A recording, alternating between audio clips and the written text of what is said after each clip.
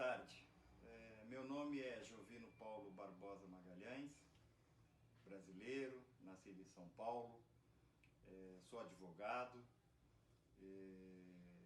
servi o Exército entre os anos de 1984 e 1985, no quartel aqui de Quitaúna, em Osasco, São Paulo.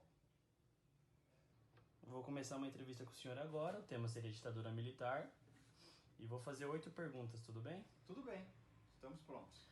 A primeira pergunta seria, na sua opinião, o regime instaurado no ano de 1964 foi um golpe aplicado pelos militares ou uma deposição legítima de um governo que não representava os princípios democráticos? Olha, eu entendo que seria uma deposição do governo ilegítimo, um governo não popular, porque nos anos 60 havia um perigo, um medo enorme da população em relação ao comunismo. Então eu entendo, mesmo que não tenha nascido em 1964, mas que durante a vida, durante a minha infância, existia um medo entre as pessoas comuns de que o comunismo viesse a ser instaurado no Brasil. Passando para a segunda pergunta, eu gostaria de saber se o senhor saberia dizer qual foi o envolvimento americano com o Brasil na época, diante da situação. Caso não houve, foi perceptível um afastamento ou uma aproximação com os Estados Unidos?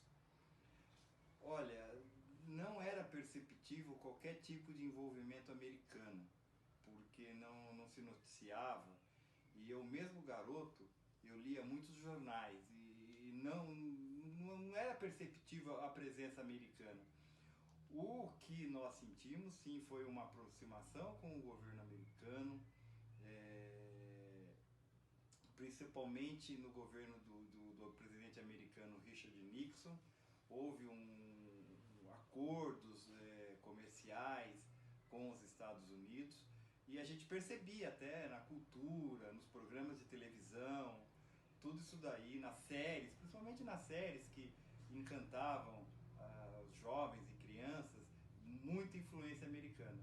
Não era perceptível para mim à época, porém depois que eu fiquei adulto, me tornei adulto, começamos a perceber sim que tinha influência, mas no senso comum, nos jovens, no meu pai, na minha família, não percebíamos qualquer tipo de influência americana.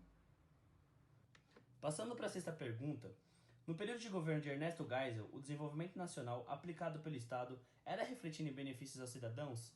Se sim, que forma se mostrava no dia a dia e na infraestrutura familiar do senhor?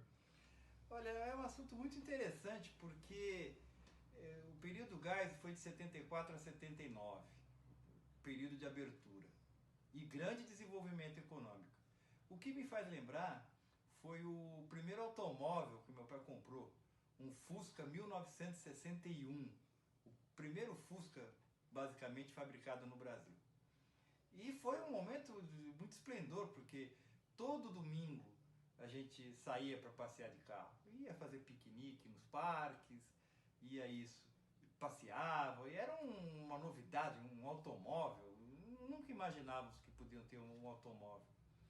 E meu pai dizia o seguinte: olha, eu não estou preocupado com a ditadura, eu podendo tomar minha cerveja e passear domingo com minha família, um pouco importa, eu tenho meu carrinho, eu tenho minha família, é isso que eu gosto. Essa era a percepção que tinha na minha família, de assim, nós éramos extremamente pobres mesmo, passávamos uma série de dificuldades, e meu pai, com esse desenvolvimento econômico, atingiu sim minha família, houve uma pequena mudança de patamar econômico. Foi muito bom, na minha época, como um período da puberdade, você...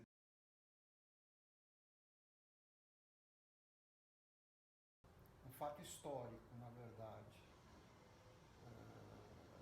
Foi uma reação a um crescente movimento que existia de tendência de esquerda, que acabou polarizado pelos militares que assumiram essa frente,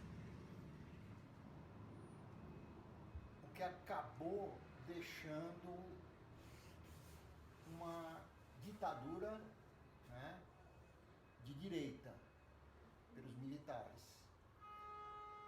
Então, é assim, é um pêndulo, né, entre esquerda e direita, numa época em que esse era um aspecto bem polarizado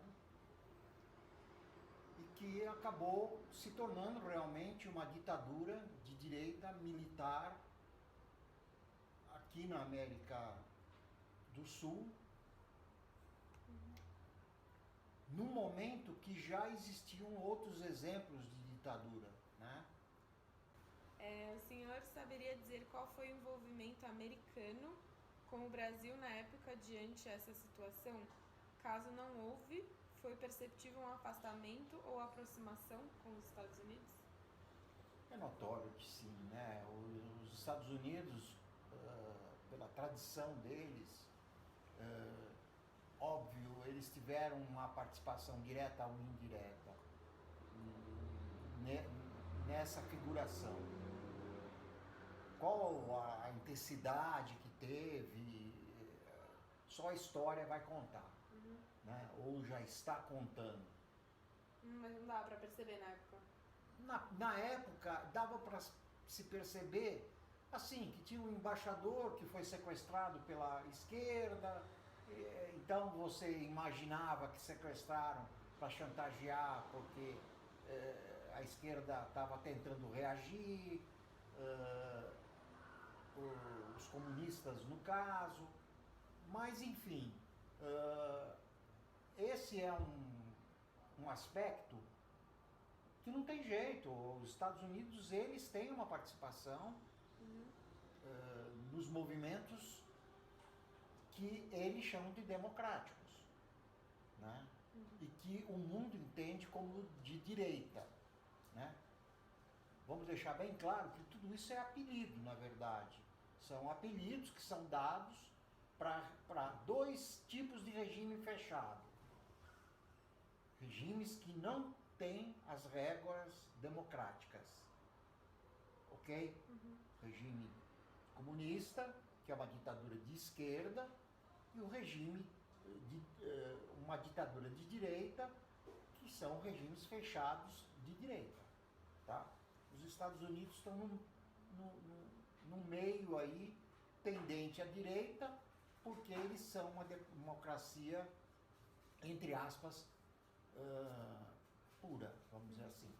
É nítido que houve censura, é inegável que a imprensa na época ela tinha limitações.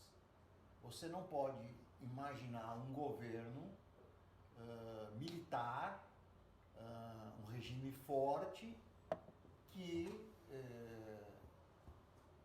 tenha uma imprensa livre.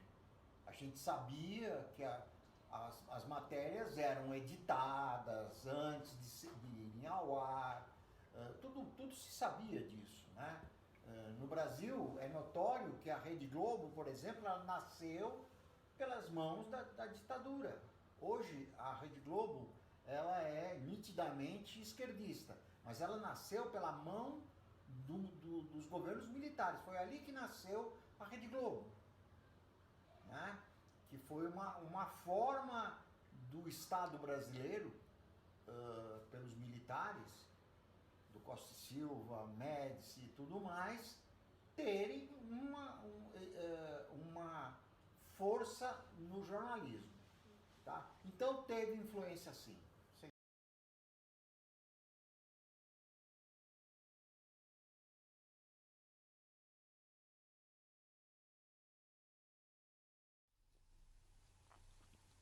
Fazendo uma breve análise das duas entrevistas, é possível notar que, ao se referir sobre o regime instaurado no ano de 1964, na visão dos entrevistados, foi uma deposição ilegítima para supostamente impedir uma ameaça comunista no Brasil. Sobre a relação dos Estados Unidos com o Brasil neste período, os entrevistados deixaram claro que existiu grande influência, percebida principalmente nas tendências culturais e nos programas de televisão. No entanto, ambos alegam que, na época, a participação americana não era evidenciada por tais. Não houve mudanças drásticas no cotidiano dos cidadãos. No entanto, é interessante ressaltar que o primeiro de nossos entrevistados, Sr. Jovino, participou do serviço militar obrigatório e alega que possuía um sentimento de incerteza e medo por não saber o que poderia acontecer, visto que não podia se comunicar com seus pais, além de não saber se em algum momento teria que ir para as ruas confrontar movimentos comunistas. Além disso, existia forte censura na época, como em jornais, por exemplo, onde a maioria eram impressos com colunas em brancos, para que as notícias não chegassem por inteiro. A melhoria na qualidade de vida foi citada por ambos os entrevistados. Houve um aumento significativo do poder aquisitivo da população brasileira com um boom econômico. Além disso, uma melhoria de infraestrutura no Brasil, com a construção de estradas e rodovias, o país passou por um grande desenvolvimento econômico nesse período, principalmente no governo Geisel, no qual sua política defendia um modelo de desenvolvimento econômico onde se preocupava com a tradição e forma de viver brasileira, além de reconhecer o contexto internacional multipolarizado, se afastando, de certa forma, dos Estados Unidos e utilizando essa diversificação a favor do país.